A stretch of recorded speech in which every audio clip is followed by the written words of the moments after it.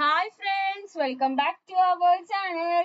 5ാം ക്ലാസ്സിന്റെ മാത്സ് ക്ലാസ്സിലേക്ക് എല്ലാ കൂട്ടുകാർക്കും സ്വാഗതം. അപ്പൊ കൂട്ടുകാർക്ക് ആനുവൽ എക്സാം ആണ് മാത്സ്. അപ്പൊ അതിന്റെ കുറച്ച് ഇമ്പോർട്ടന്റ് ആയിട്ടുള്ള കുറച്ച് ക്വസ്റ്റ്യൻസ് ആണ് നമ്മൾ ഇന്നത്തെ വീഡിയോയിൽ ഡിസ്കസ് ചെയ്യുന്നത്. അപ്പൊ ഇതിന്റെ മുന്നേ നമ്മൾ കുറച്ച് ഇമ്പോർട്ടന്റ് ആയിട്ടുള്ള കുറച്ച് ക്വസ്റ്റ്യൻസ് അപ്ലോഡ് ചെയ്തിട്ടുണ്ട്. മോഡൽ ക്വസ്റ്റ്യൻ പേപ്പേഴ്സ് ഒക്കെ നമ്മൾ അപ്ലോഡ് ചെയ്തിട്ടുണ്ട്. അപ്പൊ കാണാത്ത കൂട്ടുകാരുണ്ടെങ്കിൽ പ്ലേലിസ്റ്റ് ചെക്ക് ചെയ്ത് നോക്കാം. ഓക്കെ, അപ്പൊ നമുക്കൊരു ആക്ടിവിറ്റി നോക്കാം. നമ്പേഴ്സ് ശ്രദ്ധിക്കേണ്ട, നമുക്ക് ആക്ടിവിറ്റി നോക്കാം. The graph shows the number of scooter a company manufactured in the past few years. അപ്പൊ ഒരു ഗ്രാഫ് തന്നിട്ടുണ്ട്. അപ്പൊ ഈ ഗ്രാഫ് എന്താണ്, എന്തിനെ കുറിച്ചിട്ടാണ് ഈ ഗ്രാഫ് കാണിക്കുന്നത്?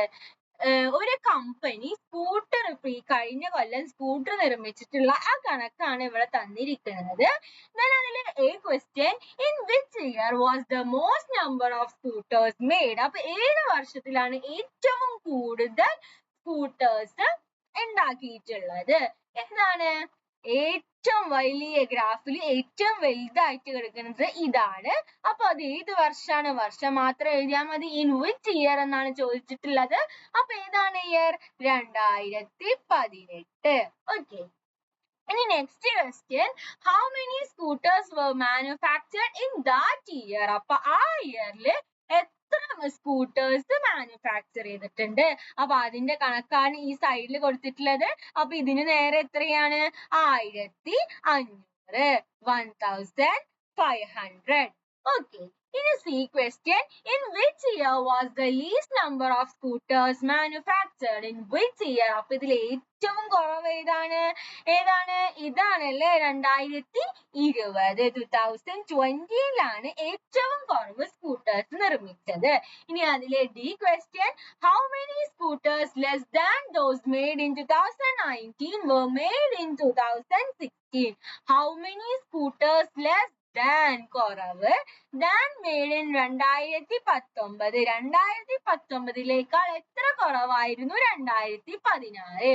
അപ്പൊ 2019 എത്രയാണെന്ന് നോക്കുക. 2019 എത്രയാണ്? 1450. 1450. 1450 നിന്ന് നമ്മൾ എന്ത് ചെയ്യണം? 2016ന്റെ കണക്കിൽ എത്ര നോക്കുക? 1300. അപ്പൊ അത് സബ്ട്രാക്ട് ചെയ്ത് നമുക്ക് എന്ത് കിട്ടും? നമുക്ക് അതിന്റെ എത്ര ലെസ് ആണ്, എത്ര കുറവാണ് എന്നുള്ളത് കിട്ടും. 0 0 0 5 ഇറക്കിട്ടു 1 0. എത്രയാണ്? 150 ആണ്. ഇനി അതിലെ ഈ question, how many scooters are made in both 2016 and 2019? അപ്പൊ 2016ലും 2019ലും കൂടി ടോട്ടൽ എത്ര സ്കൂട്ടേഴ്സ് ആണ് ഉണ്ടാക്കിയിട്ടുള്ളത്? അപ്പൊ 2016 1300, then 2019 നമ്മൾ പറഞ്ഞു 1450. അപ്പൊ അത് രണ്ടും കൂടി നമ്മൾ എന്ത് ചെയ്യാ? നമ്മൾ ആഡ് ചെയ്യാ. ഓക്കെ, 0 5 4 കഴിഞ്ഞാൽ 5 6 7 1 1 2 2750. അപ്പൊ ഈ മോഡലുള്ള ഒരു ക്വസ്റ്റ്യൻ നമുക്ക് എന്താണ് എക്സ്പെക്ട് ചെയ്യാം. നമുക്ക് ഗ്രാഫ് ഉണ്ടാവും, ഗ്രാഫ് തരും. ആ ഗ്രാഫ് നോക്കിയിട്ട് എന്താണ്, ആ ഗ്രാഫ് നോക്കിയിട്ട് കുറച്ച് ക്വസ്റ്റ്യൻസ് ഉണ്ടാവും. അപ്പൊ ഇങ്ങനെ കുറച്ച് ക്വസ്റ്റ്യൻസ് എഴുതാനായിട്ട് ഉണ്ടായിരിക്കും. ഓക്കെ, ഇനി നമുക്ക് നെക്സ്റ്റ് ആക്ടിവിറ്റി നോക്കാം. നെക്സ്റ്റ് ആക്ടിവിറ്റി എന്താണ്? ആക്ടിവിറ്റി 4, നമ്മുടെ സെക്കൻഡ് ആക്ടിവിറ്റി എന്താണ് നമുക്ക് നോക്കി നോക്കാം. In any four consecutive natural numbers, one of them will be divisible by 4. Explain why this is so. എന്താണ്? എല്ലാ 4 consecutive natural numbers വരുമ്പോഴും അതിൽ എന്താണ്? 1 4 divisible ആവും. അപ്പൊ അതിന്റെ explanation എന്താണ്? Because every fourth number is a multiple of 4. അപ്പൊ consecutive natural numbers വരുമ്പോ എന്താണ്? എല്ലാ fourth numbersഉം എന്തായിരിക്കും? 4ന്റെ multiple ആയിരിക്കും. Every fourth number is a multiple of ഏതാണ്? 4. Okay, ഇനി നെക്സ്റ്റ് ക്വസ്റ്റ്യൻ നോക്കാം. Find which of the numbers below are divisible by 2, 4, 5 and 10. തന്നിരിക്കുന്ന നമ്പേഴ്സിൽ 2, 4, 5, 10 divisible ആവുന്ന നമ്പേഴ്സ് ഏതൊക്കെയാണ്? അതുപോലെ തന്നെ for the others find the remainder on divisor by each of these. അപ്പൊ ഇതില് ഡിവൈഡ് ചെയ്യുമ്പോൾ ഡിവൈസർ കിട്ടുന്നത് എത്രയാണ്? അപ്പൊ ആദ്യത്തെ നമ്പർ ആയി. അപ്പൊ എന്ത് ചെയ്യാന്ന് വെച്ചാൽ സിമ്പിൾ നമ്പേഴ്സ് ആണ് കൂട്ടുകാർ ഓരോ നമ്പേഴ്സും എടുത്ത് ചെയ്ത് നോക്കുക. അപ്പൊ നമുക്ക് ആൻസർ ഡിസ്കസ് ചെയ്യാം. അപ്പൊ 4320 എന്താ? എല്ലാത്തിലും 2ലും 4ലും 5ലും 10ലും എന്താണ്? ഡിവിസിബിൾ ആണ്. ഇനി അങ്ങനെയാണെങ്കിൽ അപ്പൊ ഇത് ഡിവിസിബിൾ ആണെന്ന് പറഞ്ഞു. അങ്ങനെയാണെങ്കിൽ 4321 എന്തായിരിക്കും? ഈ 2, 4, 5, 10 എന്നതിലൂടെ ഈ 2, 4, 5, 10 ഇപ്പൊ ഡിവൈഡ് ചെയ്യുമ്പോ എന്താണ്? റിമൈൻഡർ 1 വരും. അപ്പൊ രണ്ടാമത്തെ ചോദ്യത്തിൽ എന്താണ്? 4 എന്താണ്? ഈ നമ്പേഴ്സിൽ തന്നിരിക്കുന്ന 2, 4, 5, 10 എന്ന നമ്പേഴ്സുമായി ഡിവൈഡ് ചെയ്യുമ്പോ റിമൈൻഡർ വരും. ആ റിമൈൻഡർ ആണ് എത്ര? 1. ഓക്കെ.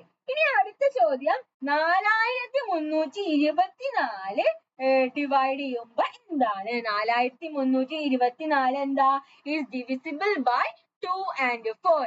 2ലും 4ലും divisible ആണ്. അതുപോലെ it has a remainder of 4 when divided by 5 and a remainder of 4 when divided by 10. എന്താണ്? it has a remainder of 4. ഒരു റിമൈൻഡർ 4 വരും. എന്തുമായി ഡിവൈഡ് ചെയ്യുമ്പോ? when divided by 5.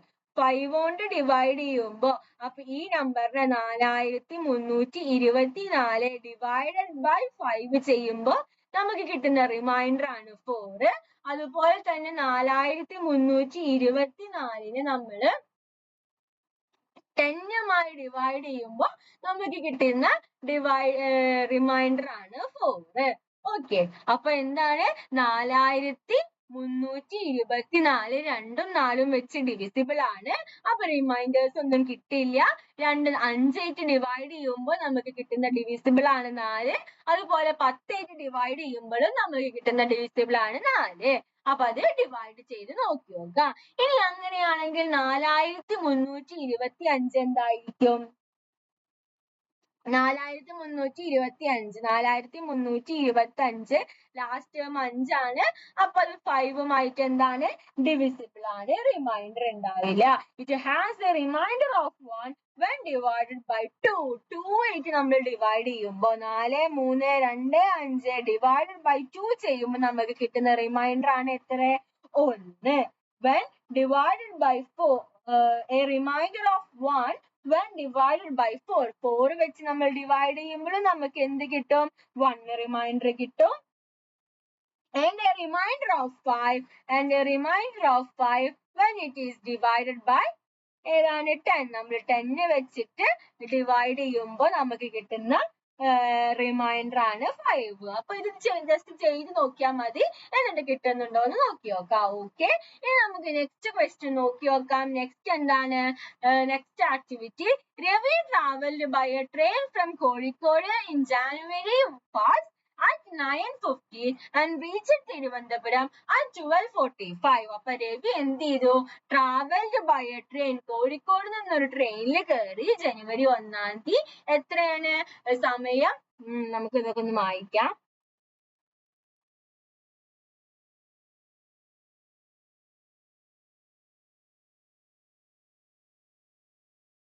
ഓക്കെ. അപ്പൊ എന്താണ്? രവി കോഴിക്കോട് നിന്ന് ട്രെയിൻ കയറി ജനുവരി 1-ാം തീയതി. ജനുവരി 1-ാം തീയതി 9:15. ദെൻ തിരുവനന്തപുരം എത്ര മണിക്ക് എത്തി? തിരുവനന്തപുരം 12:45 എത്തി. On the next day he travel from Thiruvananthapuram. അപ്പൊ പിറ്റേ ദിവസം തിരുവനന്തപുരത്ത് നിന്ന് 16:20 തുടങ്ങി കോഴിക്കോട് 21:15 എത്തി. അങ്ങനെയാണെങ്കിൽ അതിലെ A ക്വസ്റ്റ്യൻ നോക്കാം. How much time did Ravi take to reach Thiruvananthapuram from Kozhikode? Kozhikode നിന്ന് തിരുവനന്തപുരം എത്താൻ രവി എടുത്ത സമയം എത്ര? അപ്പൊ എത്ര മണിക്കാണ്? 9 മണിക്കാണ് കോഴിക്കോട് നിന്ന് തുടങ്ങിയത്, 12:45 എത്തി. അപ്പൊ നമ്മളിത് എത്ര മണിക്കൂർ എടുത്തു എന്ന് കാണാൻ നമ്മൾ എന്ത് ചെയ്യണം? ഇത് മൈനസ് ചെയ്യുക. എത്തിയ സമയമായ 12:45 നിന്നും പുറപ്പെട്ട സമയമായ 9:15 കുറച്ച് നോക്കുക. അപ്പൊ നമുക്ക് കിട്ടും എന്ത്? ഇത് കുറച്ച് നോക്കിയാ 3:30 കിട്ടും. അതായത് 3 മണിക്കൂറും 30 മിനിറ്റും. അപ്പൊ ഹൗ മച്ച് ടൈം? അതിന്റെ ആൻസർ എത്രയാണ്? 3 hours 30 minutes. Okay. ഇനി what is the time taken to travel from Kozhikode to Thiruvananthapuram? Kozhikode നിന്ന് തിരുവനന്തപുരത്തേക്ക്. അപ്പൊ അതിന്റെ സമയം, കോഴിക്കോട് എത്തിയ സമയം 21:15 ആണ്. അതിൽ നിന്ന് പുറപ്പെട്ട സമയമായിട്ടുള്ള 16:20 കുറച്ച് നോക്കുക. അപ്പൊ അത് കുറച്ചാൽ നമുക്ക് എത്ര കിട്ടും? 4 hours and 55 minutes എന്ന് കിട്ടും. ചെയ്ത് നോക്കുക. അപ്പൊ എത്രയാണ്? 4 hours 55 minutes. ഇനി അങ്ങനെയാണെങ്കിൽ see question, how much time did he taken for the to and from journey by train? അപ്പൊ ഇത് രണ്ടും കൂടി എടുത്ത സമയം എത്രയാണ്? അതായത് ഈ 3 hours plus 30 minutes കൂടെ നമ്മൾ എന്ത് ചെയ്യുക? 4 hours 55 minutes ആഡ് ചെയ്യുക. അപ്പൊ അത് ആഡ് ചെയ്ത് നമുക്ക് കിട്ടും 8 hours 22 minutes. അപ്പൊ ടോട്ടൽ എടുത്ത സമയം 8 മണിക്കൂറും 22 മിനിറ്റും. Okay. Draw clock showing time 8:15. അപ്പൊ അത് വരയ്ക്കാനാണ്. അപ്പൊ അത് കൂട്ടുകാർ വരച്ചു നോക്കുക. Which of the following time is equal to 50? നമ്മൾ എഴുതാം 50:40 എന്ന ടൈമിനോട് ഈക്വൽ ആയിട്ടുള്ളത്. നമുക്കറിയാം 12 മണി കഴിഞ്ഞാൽ പിന്നെ എത്രയാണ്? 13, 14 കഴിഞ്ഞാണ് 15. നമ്മുടെ ക്ലോക്കിൽ 12 മണി കഴിഞ്ഞാൽ പിന്നെ എത്രയാണ്? പിന്നെ 1 മണിയാണ്, പിന്നെ 2 മണിയാണ്. അപ്പൊ 15 ആവുമ്പോ എന്തായിരിക്കും? 3 മണിയായിരിക്കും. അപ്പൊ 3:40 ആയിരിക്കും.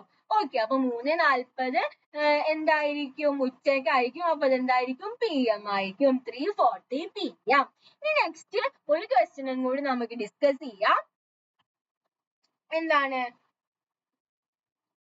ഒരു ക്വസ്റ്റ്യനും കൂടി ഡിസ്കസ് ചെയ്യാം. ആക്ടിവിറ്റി 6 ആണ്. അതിന്റെ മുമ്പ് നമുക്ക് ഇതൊന്ന് ഇറേസ് ചെയ്യാം.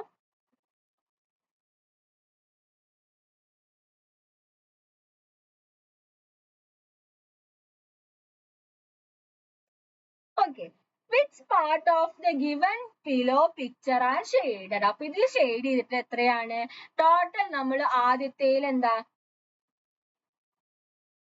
ഒന്നാമത്തേൽ ഷെയ്ഡഡ് 1, 2, 3, 4, 5, 6, 7, 8 ഭാഗമുണ്ട്. ആ 8 ഭാഗത്തിൽ 2 ഭാഗം ഷെയ്ഡ് ചെയ്തു. ഇനി അതിന്റെ ഇതാണെങ്കിലോ, അതിന്റെ സെക്കൻഡ് വൺ ആണെങ്കിൽ 1, 2, 3, 4, 5, 6, 7, 8. ഈ 8 ഭാഗമുള്ളതില് 4 ഭാഗം ഷെയ്ഡ് ചെയ്തു. വെട്ടി ചെറുതാക്കിയിട്ട് വേണമെങ്കിൽ നമുക്ക് എഴുതാം. അപ്പൊ ഇതാണ് എയുടെ ആൻസർ. then ബിയുടെ ആൻസർ നോക്കി നോക്കാം. how do we write 6.375 kilograms in fractional form? അതായത് 6.375 kilograms നമ്മൾ എങ്ങനെയാണ് ഫ്രാക്ഷണൽ ഫോമിൽ എഴുതുക? അതായത് എങ്ങനെ എഴുതാം? നമുക്ക് 6375 ഡിവൈഡഡ് ബൈ 1000 എന്ന് നമുക്ക് എഴുതാം.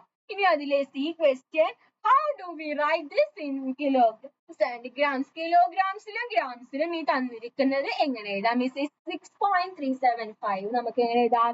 6 kilogram and 375 grams എന്ന് നമുക്ക് എഴുതാം. ഇനി അതിലെ D question, how do we write this in grams alone? ഗ്രാംസിൽ മാത്രം എഴുതാണെങ്കിൽ നമുക്ക് എങ്ങനെ എഴുതാൻ പറ്റും? നമുക്ക് ഈ തന്നിരിക്കുന്നത് നമുക്ക് 1000 ആയിട്ട് ഡിവൈഡ് ചെയ്യാം, 1000 ആയിട്ട് മൾട്ടിപ്ലൈ ചെയ്യാം. അപ്പൊ നമുക്ക് എന്താ? നമുക്ക് ഗ്രാമിൽ എഴുതാൻ കിട്ടും 6375 grams എന്ന് നമുക്ക് എഴുതാൻ പറ്റും. ഓക്കെ. അപ്പൊ ഇത്രയും ക്വസ്റ്റ്യൻസ് ആണ് നമ്മൾ ഇവിടെ ഡിസ്കസ് ചെയ്യാൻ ഉദ്ദേശിക്കുന്നത്. അപ്പൊ ഈ പറഞ്ഞ കാര്യങ്ങൾ കൂട്ടുകാർക്ക് യൂസ്ഫുൾ ആയെന്ന് വിചാരിക്കുന്നു. Thanks for watching.